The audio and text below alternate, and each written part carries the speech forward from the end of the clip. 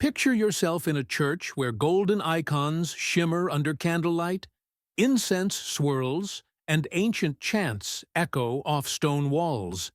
A bearded priest in ornate vestments leads a mystical liturgy. Is this an Eastern Orthodox church? Or an Eastern Catholic one? These traditions look like twins, sharing sacred art, rituals, and ancient Christian roots. But a thousand-year divide keeps them apart. If you're a Catholic curious about your faith or love Christian history, this video is for you. We're counting down the top 5 differences between Eastern Orthodoxy and Eastern Catholicism, starting with the issue that split them and moving to lesser-known distinctions. Let's dive into this journey of faith and tradition. Christianity was once united, spanning the Roman Empire.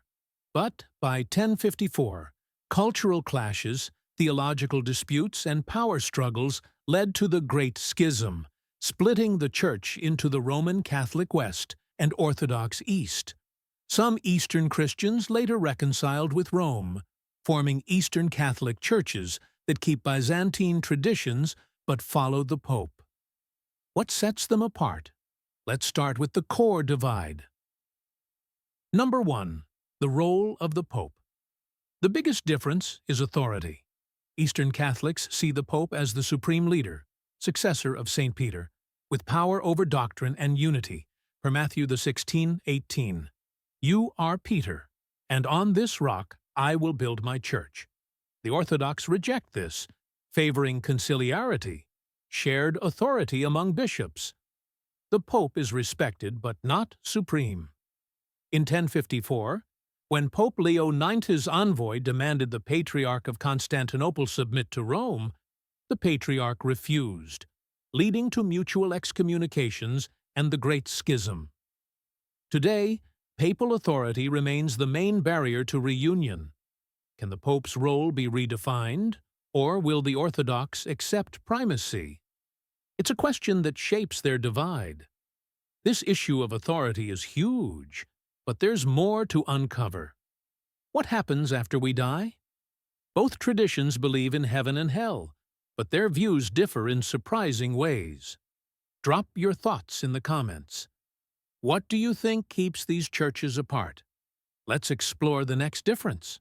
We're diving deeper into our countdown of the top 5 differences between Eastern Orthodoxy and Eastern Catholicism, and if you're still here, you're hooked on this ancient Christian divide. We started with the biggest issue, papal authority, and how it sparked the Great Schism of 1054. Now, let's explore 2 more distinctions that shape how these traditions understand God and the afterlife, pulling us into the heart of their theological and spiritual worlds. Number 2, the afterlife and purgatory.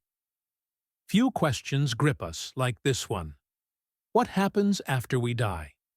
Both Eastern Orthodoxy and Eastern Catholicism believe in heaven and hell, but their views diverge in a way that's both fascinating and profound. For the Orthodox, heaven and hell aren't physical places, but spiritual experiences of God's divine love.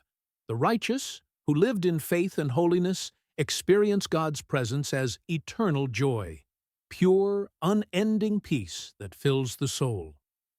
But those who rejected God feel that same love as torment, a self-inflicted suffering rooted in their inability to embrace Him.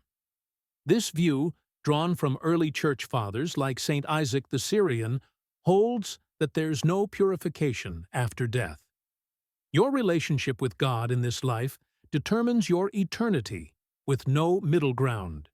Eastern Catholics, however, align with Rome and accept the doctrine of purgatory, a temporary state where souls destined for heaven undergo purification to be fully ready for God's presence. This idea, based on scriptures like 1 Corinthians 3:15, which speaks of being saved as through fire, sees purgatory as a cleansing process, not a punishment. The Orthodox reject purgatory as unbiblical, arguing that purification happens in this life, and God's presence alone judges souls. This difference shapes how each tradition views God's mercy and justice. Does He purify souls after death? Or is our fate sealed here and now? It's a debate that touches the core of Christian faith. Number 3. The Filioque controversy. Now, let's talk about a single word that sparked a 1,000-year rift: Filioque, Latin for "and from the Son." The Nicene Creed, established in 325 and 381, stated that the Holy Spirit proceeds from the Father. The Western Church added "and from the Son," emphasizing that the Spirit comes from both Father and Son.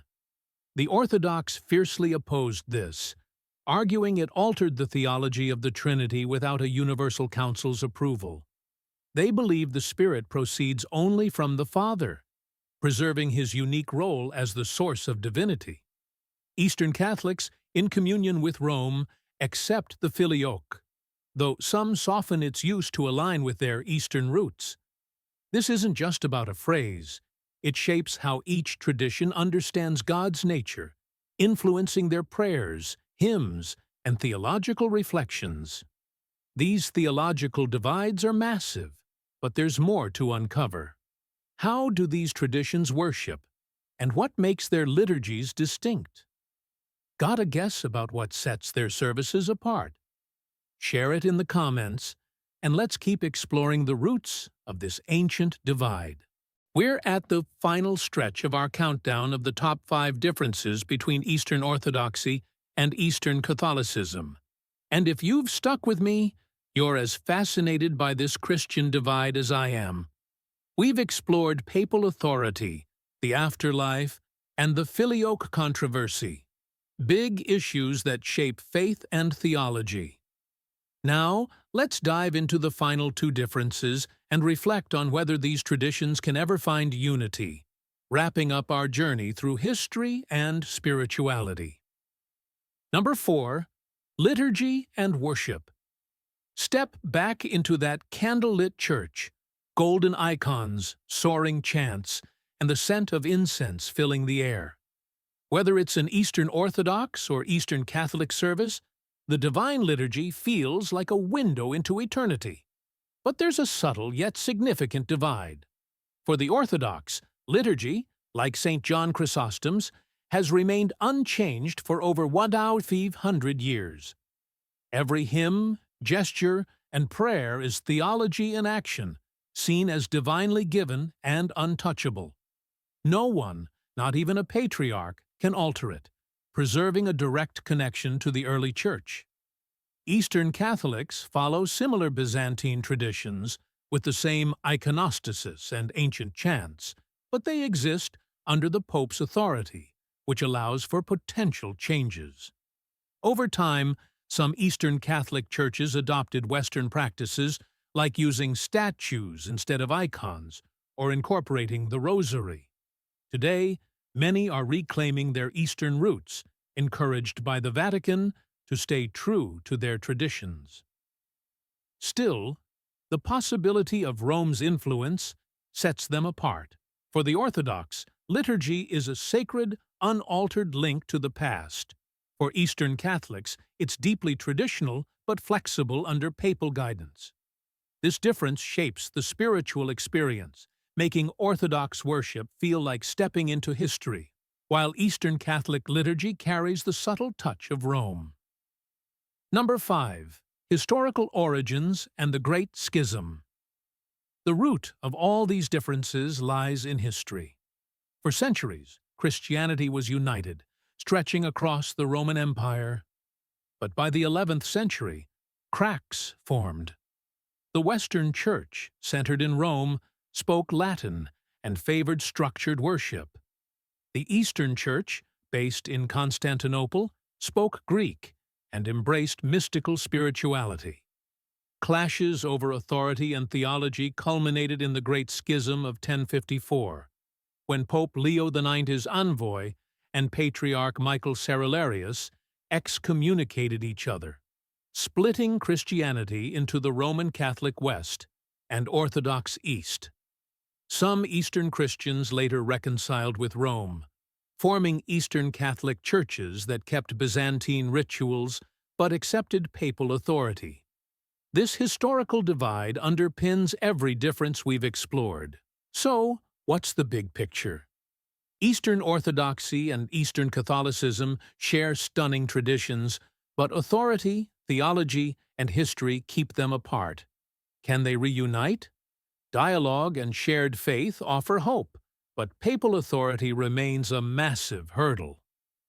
What do you think? Can these traditions bridge the gap? Or is the divide too deep? Drop your thoughts in the comments. Hit that like button if you learned something. And subscribe for more deep dives into faith and history. Want to explore more Catholic mysteries? Check out our video on Vatican secrets next. Thanks for watching, and I'll see you in the next one.